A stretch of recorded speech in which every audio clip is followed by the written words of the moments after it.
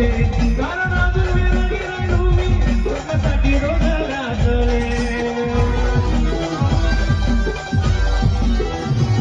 तरी दिले मला धोका दिला तसा देऊ नको तू दिले कारण अजून वेळ गेलो मी तुझ्यासाठी रोज राहतले निनवर येणार संकट सगळा क्षणमा टळू दे